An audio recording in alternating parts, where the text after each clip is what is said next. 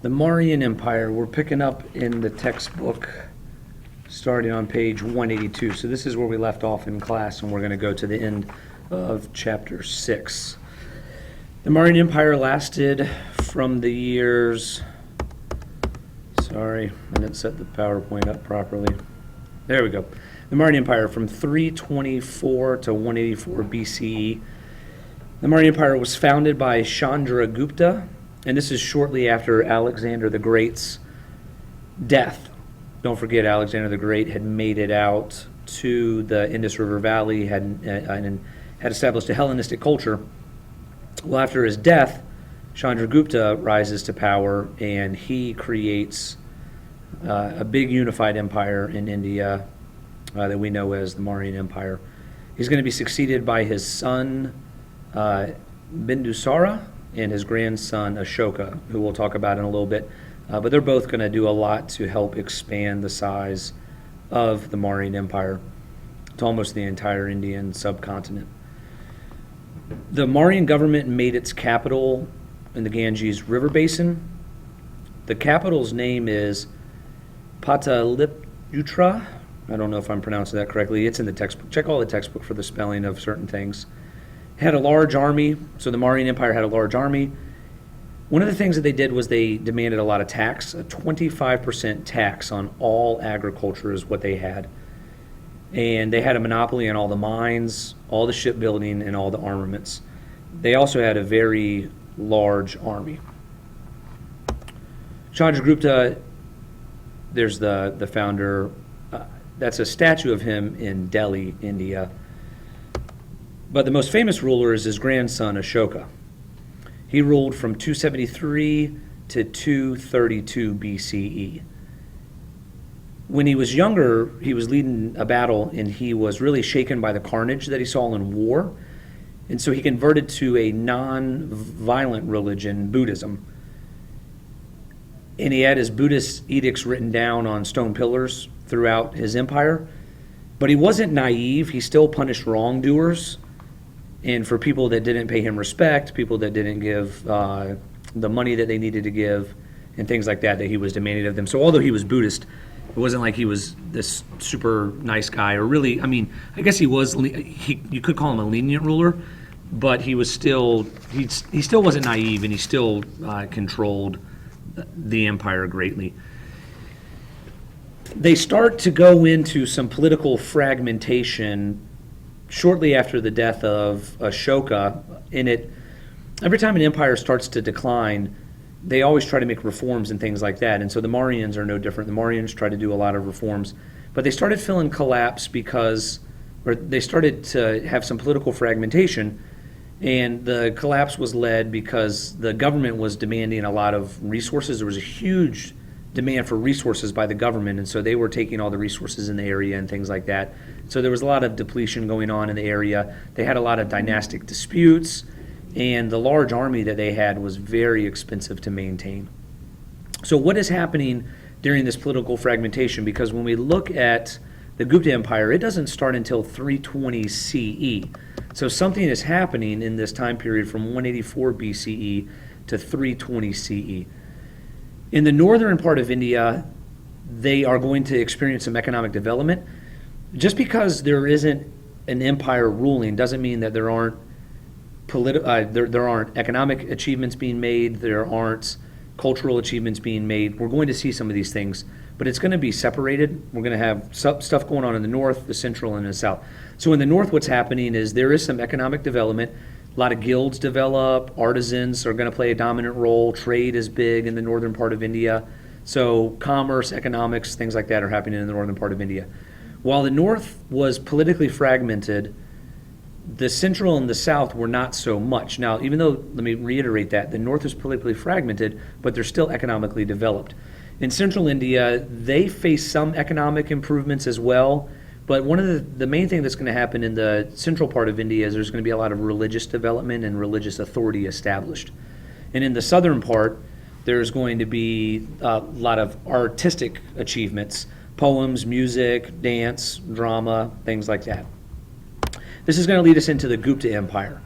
The first ever ruler of the Gupta Empire wanted to I don't, for lack of a better term, copy the Mauryan Empire and emulate them. And so he chose the name, oh gosh, why am I drawing a blank on it? He took the same name. He took Chandragupta as his same name, the ruler. Yep, he called himself Chandragupta and named his empire the Gupta Empire. So let's look at some similarities and differences between the Mauryan Empire and the Guptas. Similarity: the Mauryan Empire and the Guptas both founded their civilization, or the seat of their empire, on the Ganges plain. Difference: unlike the Mauryan, the Gupta didn't control as large of a landmass. You can see the different size there. Let me go back to the map of Mauryan. So the Mauryan is almost the entire Indian subcontinent. The Guptas quite smaller, mainly the northern part of India. Like the Mauryan, the Gupta controlled iron deposits, established state monopolies, and also collected a 25% agricultural tax. A difference, however, they were never as strong as the Mauryan, and what I mean by that is their government is not as centralized. So the Mauryans had a much stronger central government, much more control over their people, more so than the Guptas.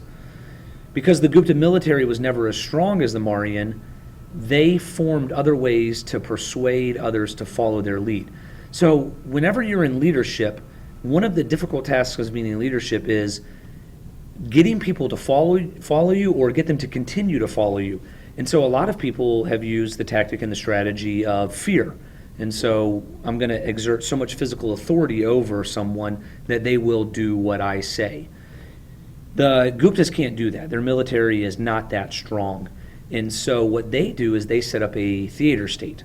And what I mean by this is they had a very, very elaborate capital, and there was a lot of prestige, there was a lot of power put on display just in the capital. So not a powerful army, but power put on display.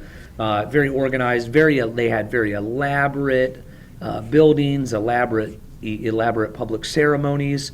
And so what this is going to do is when people come to visit the capital, they're going to be in awe of what these people are doing, and they're going to want to pay them homage and give alms and money and things like that.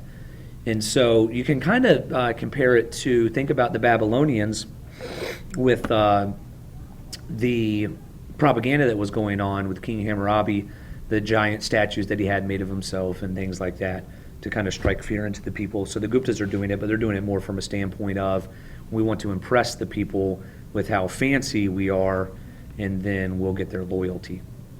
The Guptas invented the number 0 and the base 10 system, so those are some accomplishments that are going on. Now, it's important for us to note some things about women in the Gupta Empire. Women lost the right to inherit land and own property and participate in the key rituals that they did in the Mauryan Empire. So listen, hopefully you're noticing that I am I'm describing differences here. If I'm telling you that they lost something, it means that they once had it. They were treated like Shudra, remember those peasants? They began getting married at very young ages. Remember I told you that the Mauryan girls were getting married in their mid and late teens. The Guptas, it's going to be much younger than that. And the widows are expected to commit sati. And in the Indian culture, when someone died, you would cremate the body. And so the widow was expected to throw herself on her husband's funeral pyre, the fire that her husband was being burned on, and basically commit suicide at the loss of her husband. Women could escape this low status by joining religious communities, by being wealthy, or by being a courtesan.